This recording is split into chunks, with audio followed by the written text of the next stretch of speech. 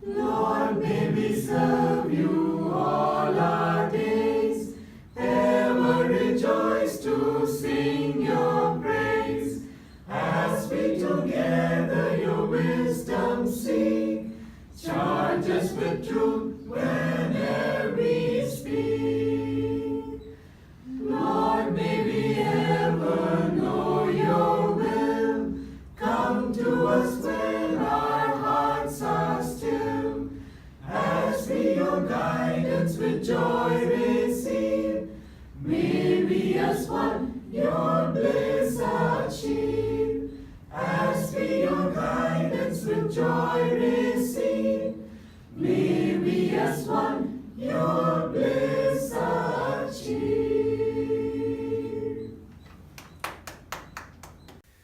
This week's reading is from Rays of the One Light by Swami Kriyananda, and this week these are parallel commentaries on the Bible and the Bhagavad Gita.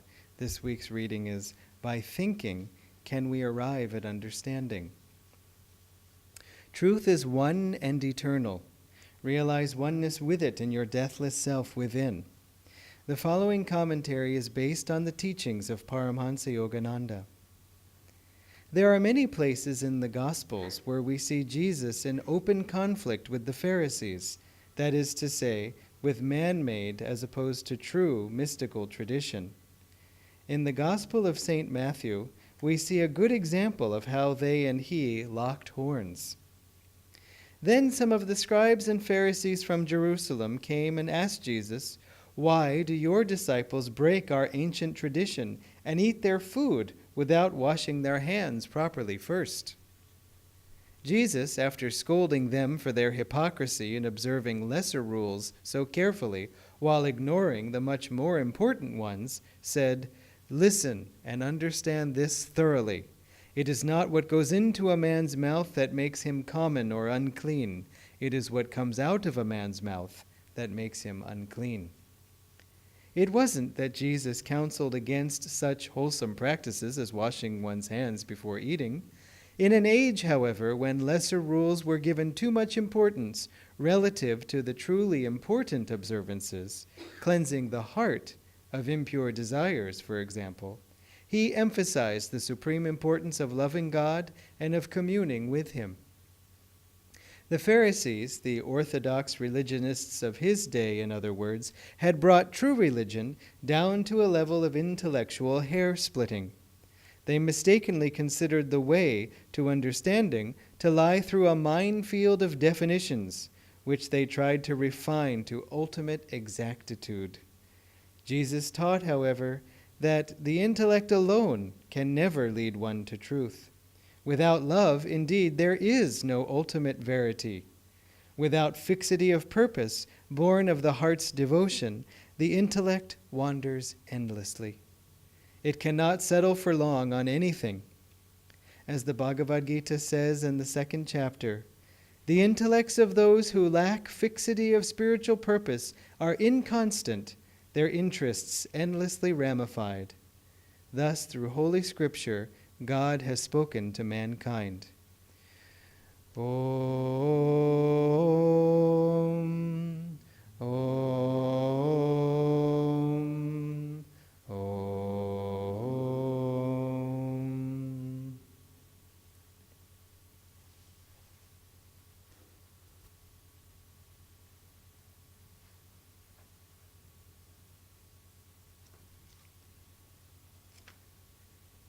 And from Whispers from Eternity.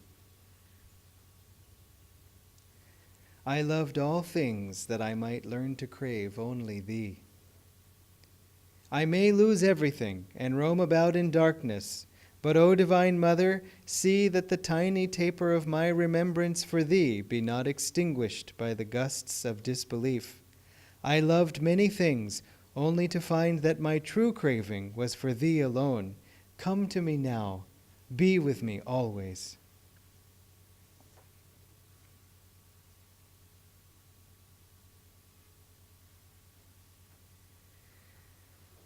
It is a very lovely topic. By thinking, can we arrive at understanding? when the answer is it's only through devotion, it's only through love that we can arrive at true understanding. But in the beginning of the spiritual path, or in the beginning of life, this isn't necessarily so clear to us unless we've been blessed with a devotional nature, unless we've been blessed with longing, a connection for God that was very conscious. Some of us have that, and if you do, well, then you're blessed and we are jealous. But many of us arrive sort of in life a little bit in a fog. And so what is that fog? It's funny because I was thinking the life before the spiritual path can be very difficult. And in fact, it is often difficult because for the very reason that we are not on the spiritual path, but it is also difficult for the very reason that it is driving us onto the spiritual path. Because God can say, listen, if you want, Mr. or Miss Devotee, you can go down and you can basically have Jangri for 79 years, and then at the end you'll go to some temple and then think it's time to meditate. Or you can go down and have Pavakai for about 10 years, and then you'll be ready for the spiritual path. Because the life, which does the devotee want? Assuming you get to live 81 years, would you rather just have Jangri and 1 year of Kriya? Or 10 years of Pavakai and then, 71 years of Kriya? You see? For when the heart yearns for God, we get impatient with life, and even Jangri turns into Pavakai. That feels like, that would be something I'd like to learn how to say in Tamil. Don't teach me right now, but it feels like you could say, even without God, even Jangri is Pavakai, and you could say it and say like Tiruvalur said that or something like that.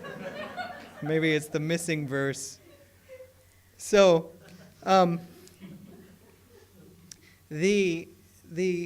we do try to arrive at understanding by thinking. It's the only sort of tool we associate with understanding if we're particularly mental.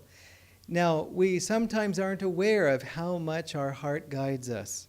And when different ones of us have different natures, and so I am aware that one can be on just the opposite side of this, that I'm so guided by my feelings, which is to say also my upset emotions, that it's hard for me to get a grip and think clearly. So although I accept that that's also a topic, it's hard to speak about both at the same time. So I'll speak about the other, because we all have both in us.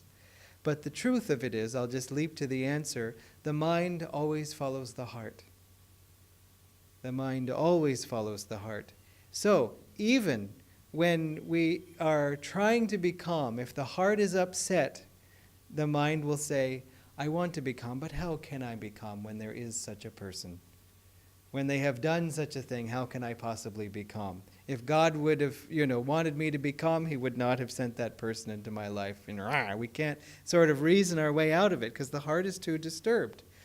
But someone I was thinking could also argue, well, but we can sometimes use our mind to calm our heart, to say, listen, I know you're upset that this person has done this terrible thing to you and so on, but first of all, it's only God that loves us, and if we are looking for love from any other source, we are going to get our fingers burnt from time to time, because God's love can't come through every person, and sometimes He specifically will not send love through a particular person, because we need to learn something.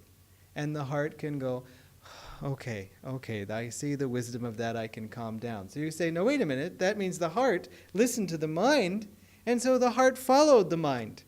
And though we said the mind always follows the heart, here it seems to be a contradiction, because the mind talked the heart into calmness.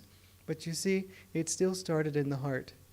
Because the heart said, I'm so hurt and I don't want to be. I'm so upset and I want calmness. And then it shot that feeling up to the brain, and the brain said, okay, let's see, request for calmness. Okay, what do I have on calming, soothing words? Here's a good one. So, you see, divine love, So it still starts in the heart. It can only be there, only. Which is also the good news. It means if we really want to work with our minds, work with our hearts. But by thinking can we arrive at understanding? Let's just approach it on an intellectual level first, which is a very useless level, but a very common level and a necessary level to address. I say that as a recovering intellectual myself. The mind is so smart and it can grasp such depths that we feel that it is through the mind that I will perceive truth. And to some extent it is true that through the mind, which is our ability to perceive, we will understand truth or realize truth. But the mind and the intellect are two different things. The four aspects of consciousness in human beings are given by the scriptures and by the masters and by God, because it's just true, is the mind, the intellect, the ego, and the feeling. Mon, buddhi, ahankar, chitta. The mind is seated at the top of the head, so Master told us, and it is just perceiving without recognizing, identifying, separating. Like if you saw a photograph of some strange, piece of art, or if you saw some strange piece of art. I say photograph because it's an impression of the piece of art. The Master gave the illustration of a mirror. That let's go with Master's illustration. In the mirror you see a horse reflected in the mirror, but the mirror doesn't see the horse. The mirror just here's an image of whatever's I'm looking at, but it doesn't, I know anything about it. Similarly, a photograph of something, of a piece of art, which is what I was going to say, that's all like strange patterns. You would have this impression of it, but you wouldn't recognize, you wouldn't know anything at first. But then the intellect says, when looking at the mirror, that's a horse. Looking at the strange piece of art, I can see red, I can see blue, I can see colors, I can see shapes, or I can see no shapes. It starts to separate and identify and give names to things. Then the ego comes in and says, that's my horse. And still, that's not we think of the ego as the great enemy of growth, but the ego is not necessarily bad. It's just saying, this is, out of all the horses in the world, this is mine to look after. I'm the one responsible for feeding it. I have to care for it, and so on. And so the ego looks at this piece of art and says, actually, this is my piece of art that I made. And then the heart's feelings come in, and if they come in a disturbed way, that's when we're caught. The heart says, how happy I am to see my horse. Isn't it the best horse of all? And that's what gets us caught, bound and attached. And we look at this art and say, oh my God, isn't that horrible? I must have been drunk when I painted that. I say I must have been drunk not because I expect that that's a common experience for you to get drunk and make art, but it's a sort of inside joke we have here at Ananda, because it's the story of Milarepa and Guru Marpa. When Milarepa, who was a great yogi in Tibet, had some bad karma to work off. He had to build a house for his guru on the top of a hill by carrying the stones up the hill just with his body. And then he made the house, and then the guru said, I didn't tell you to put it on that hill, put it on this hill. And so Milarepa had to deconstruct the whole house. It was probably easy to get the stones down the hill, but then he had to go up the other hill and build it there. And then Guru Marpa said, I didn't say this hill, I said that hill. And Milarepa said, Guruji, you said this hill. And Marpa said, I must have been drunk. So it's this concept, though, of by thinking can we arrive at understanding, which I seem to have wandered a bit from, but I'll wander back to it now. It's possible to think that by intellect can we arrive at understanding.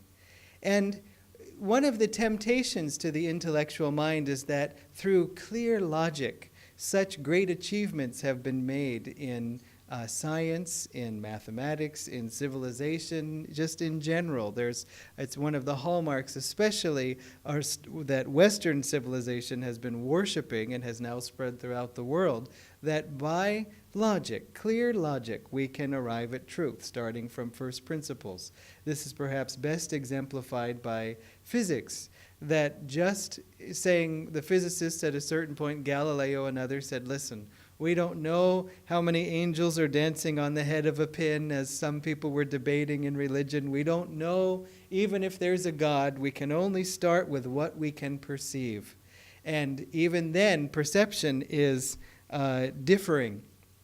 And so let us start with just the most basic fundamentals that we can all agree on. What can we measure? We can measure, distance. We can measure weight or mass. And we can measure motion, speed. How much distance over so much time. So the fundamental unit of that is time. So length, time, and mass. And that's it. And look at all that has come from that, manufacturing and mobile phones and telescopes seeing not only far into space but back in time, because light travels, so fast that when you see a star, like when you see the sun, you're seeing how it looked 7 minutes ago, because that's how long it took for the light to get to Earth. So, you're actually looking back in time in the present. I mean, it really starts to expand the mind just from length, time, and weight. And so, isn't that the unit of energy, kilogram meters per second squared or something like that? Yes, okay, luckily we have Gitanjali in the front row to prompt me. IIT, so, It's just amazing that energy, which is the fundamental experience of reality for us in this Dwapara Yuga. What is energy? And I will often say in talks, what is energy? Energy is energy. You can't define energy, but some bright student in the front row can just say energy, kilogram meters per second squared. What's the problem? And isn't that funny? I mean, think about what would it be, a kilogram times a meter, and then divide that by the seconds multiplied by seconds. It makes no sense to us as an understanding, and nevertheless, that's where it comes from. That they could start with a kilogram and a meter and a few seconds and combine them and get energy. It's really amazing what logic can achieve. But the challenge of logic is that it can, if A is true, then B is true. We can establish that statement, and then if A is true, B is true. So if the sun is out, I will sweat. And so that is very true for me. And so if we go and we see the sun is out, and then if I go out in the sun, then I will sweat. So I can be very confident that I understand a law of life. But the problem with logic is that it can't determine if A is true. We can start. If Y is true, then Z is true. And if X is true, then Y is true. Is X true? Well, I have to ask whatever comes before X. W. U, V, W, X, Y. Then if W is true, how do I know? Well, let's check V. And we can go on until we get to F, E, D, C, B, and then A. It all rests on A. And if A is true, all the dominoes fall in the right direction and everything is perfect. But is A true? I don't know. In logic, I can only tell you A is true if something before it is true. And at a certain point, we have to come to the beginning. And that beginning can't come from anything before it, otherwise it's not the beginning. And so we have, is A true? I don't know. That's why, for example, in geometry, everybody, Euclid and whoever else, but got together and say, all right, let's just decide on some things that we just take as true. Definitions of what a line and a point and so on are, and also certain things about their behavior. Two lines intersect at one point. How do you know? They just do, okay? That's what we have to just say. You just look, see? There it is. There's the one point. I can't explain more than that. That's just the way it is. You have to start with some things that are true, and deciding that some things are true. And how do you know that they're true? Well, you just observe and hope that you're right. And that's it. So these are called postulates. And that this is what we just all voted on as true. And it is self-evident that they are true. For example, it is self-evident that parallel lines never meet. That's what parallel lines do. I mean, if you're walking along the road and the road happens to be painted with a white line on either side, you go, oh, look, they're not meeting. And then if I go further along, they're not meeting, and so on. They're parallel lines. And if the, white line painters on the road were not drunk, the lines will never end up, meeting. And so we just say it's obvious. Just look in life that parallel lines never meet. But then if you think about it, and of course, those of you all know why I picked this example, this parallel postulate the mathematicians were trying for a long time to say, this really shouldn't be a postulate, because parallelism is a complicated relationship, and it's related to so many other relationships. We should be able to try to prove the parallel postulate and make it not a postulate. Because when you decide on what are the things we have to accept as true without proof, as a mathematician, you want to reduce that number. As a student, you want to increase that number.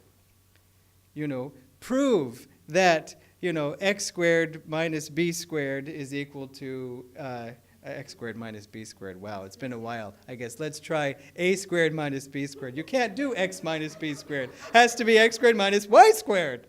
Or let's do x squared minus b squared just to prove that we can. I knew of a professor who, instead of using a, b, c, x, and y, he would use all Greek letters. And if you used alpha, beta, gamma, fine. But he would use omega and lowercase zeta and all the most ridiculous Greek letters that you never ever know about and see. And he said you should get used to it. It doesn't matter what symbols we use. He would use eta, which looks like an N, and I don't even remember what this one is. It was an epsilon, just weird.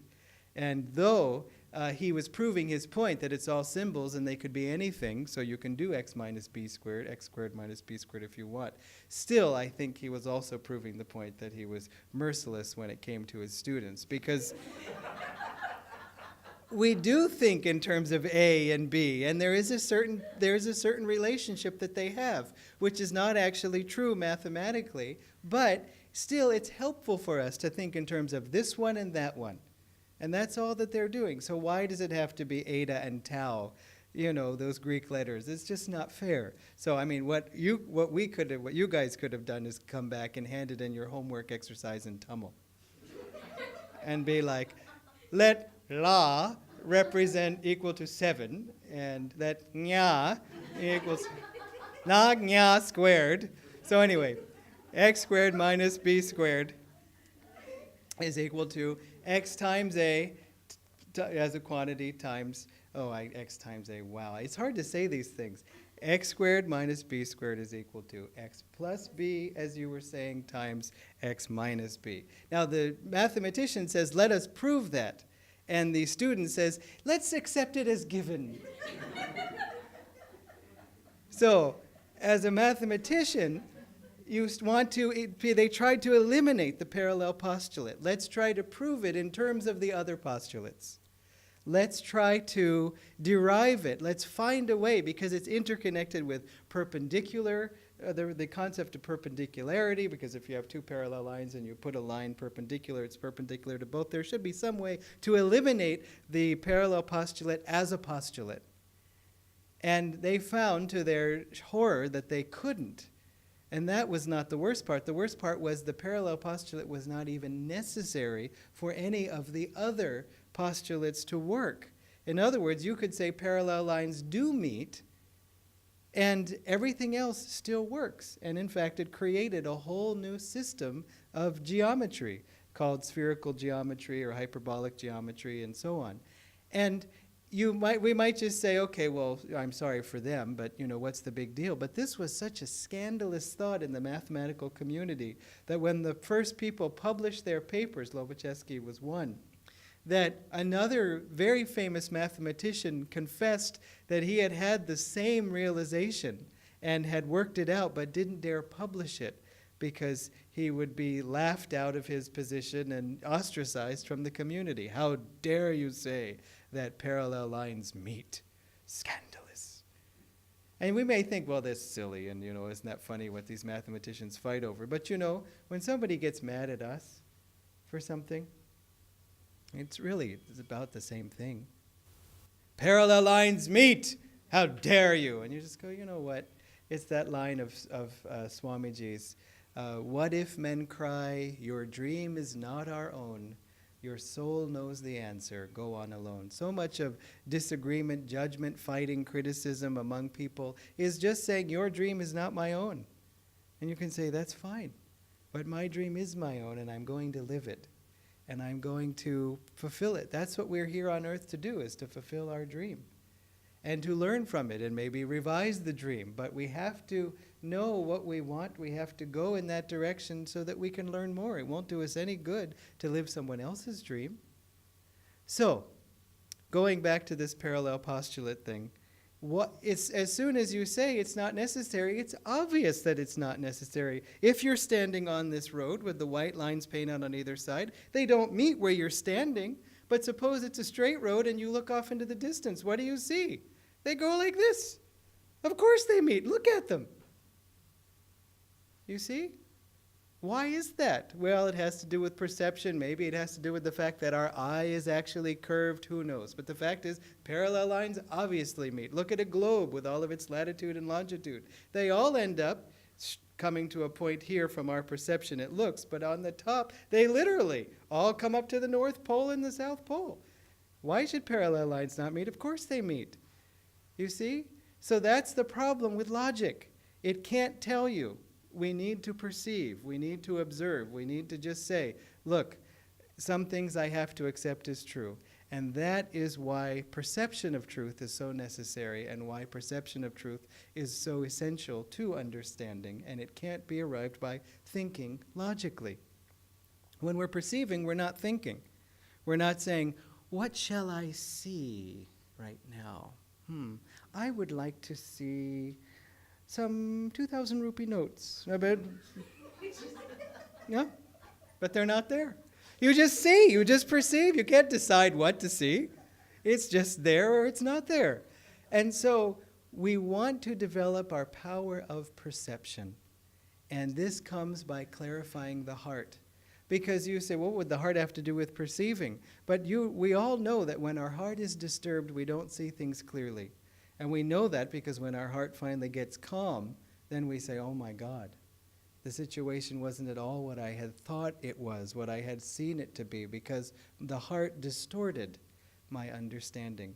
Because my heart said, I don't want to see it this way, or I'm so committed to feeling this way that I can't even see what the situation actually is. This is why purity of heart is so essential for clear perception. If we're not attached, if we're not upset, if we're willing to just see for reality for what it is, then through that clear mirror of understanding, it comes through our heart's calmness.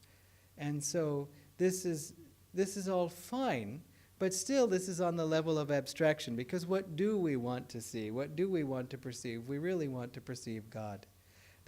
He is the most fundamental of all postulates. He is the axiom of axioms. He is the beginning, as people would say to Yoganandaji, who created God? And Master said, many ask that question, but God did not need a creator. He is beyond cause and effect. He is the first cause. Who created God? God did. Fine. Happy? Just pour him. And so after a while, though, our perception it's not that it's just independent, that I perceive, I'm aware of truth, and that's it. In our hearts, there is a longing to know truth. In our hearts, there is a longing to feel love. There is a longing for understanding. As it says in the autobiography of a yogi, wisdom too is a native hunger, meaning it's a hunger we're born with, it's implanted in us. And so we want to feed that hunger. We want to awaken to that hunger. We want to become aware that the hunger is the hunger for wisdom. Because we may paste that onto other things. No, I actually want peace of mind. No, well, peace of mind isn't bad, actually. What I meant was, I'll achieve peace of mind through solving this family problem, or I'll achieve peace of mind through achieving this salary. But what it really is a wish for is wisdom, is for a perception of truth. And with that comes love. As one man told me, in one of our level 3 classes, I am not devotional. I don't understand all this devotion. I go by jnana. I go by wisdom. That is my path. And then he said, because I don't feel. And then he went on and said, and I was reading this book the other day, and it was by this famous psychiatrist named so-and-so. And as he was explaining his concepts of what he had come up with as the basis of the self. What is the self? It was expressing just the same things that are given in the Upanishads. And he said, it's just so beautiful. And I said, and you have no devotion? I said, look at how thrilled you are by being able to unite this principle and seeing that they're one. How wonderful it is to see that when two different sources arrive at the same truth, it reassures us that this is the truth and that we care, that it thrills us. How could your heart be thrilled if you couldn't feel? And he said, just sort of like that, he was happy with the intellectuality of that thought, but still, of course he could feel. And I knew him well, and he was actually a Kriyaban visiting this class, so I knew that he certainly could feel. But still, I met another person with just a similar kind of argument in a way, and it didn't work at all. We were sitting in a group at my college, and we were discussing with someone, a visitor who was explaining about their religion, and I said in this small gathering with some professors, the visitor, some students, I said, I was not sure that if you made a sufficiently complicated computer, that it might end up thinking just the same thoughts that we thought, meaning is our brain basically just a sufficiently advanced computer? And that if you made a computer as complex as our brain, then it would naturally start asking the question, who created me, and how did I come into being, and is there a God, and all that kind of thing. And I said, and I thought that could be true, but to my heart, the answer was not satisfying. And the professor said, it was not satisfying? I said, that's how I knew it couldn't be true. It was not satisfying. Just what does that have to do with truth? Who cares what the heart feels? And so I just thought, well, you take your time.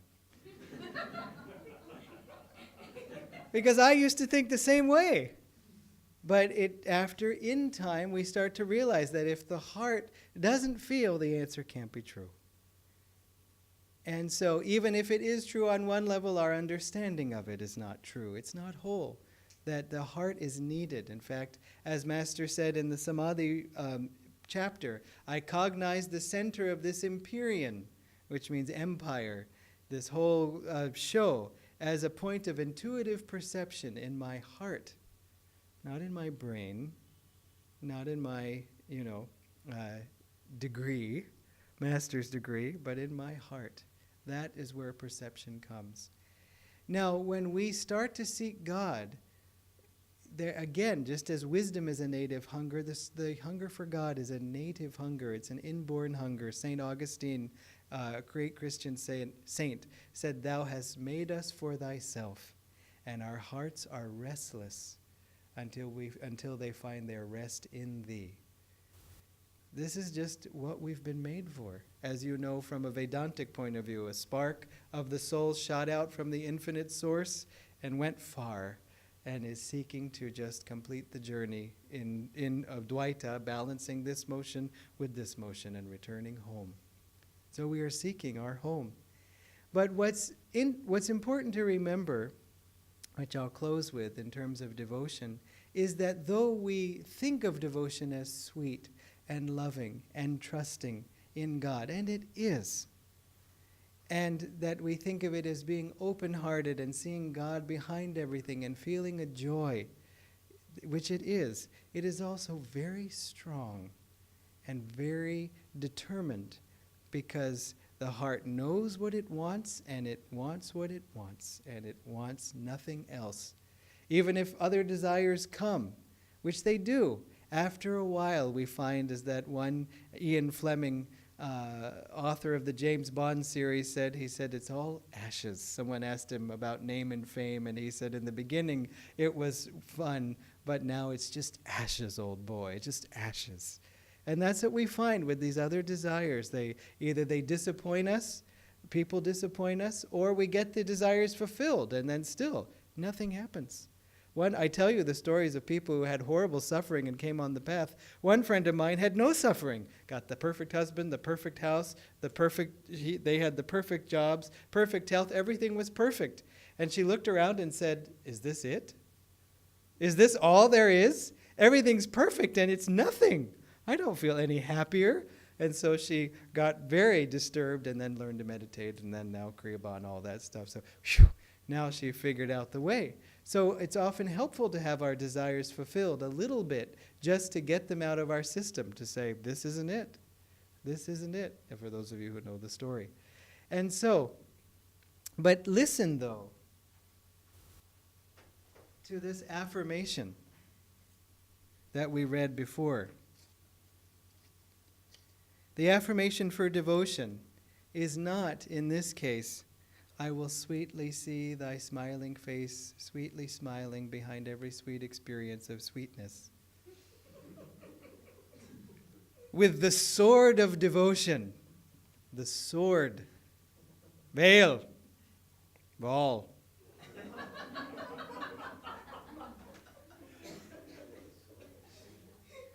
I sever the heartstrings that tie me to delusion. Sever! With the deepest love, I lay my heart at the feet of omnipresence. Devotion is a sword, and we sever the heartstrings that tie us to delusion. Why? Because they are not what we want. These heartstrings are tying us to something that is not God. And because our love for God is so strong and so single, we say, "Get away. You are interfering with my love." When we care for someone and there's some threat to them or some threat to that love, whatever comes at us that is that threat, we say, "Get away. This is precious. I will defend it. Get away. I don't want this distraction."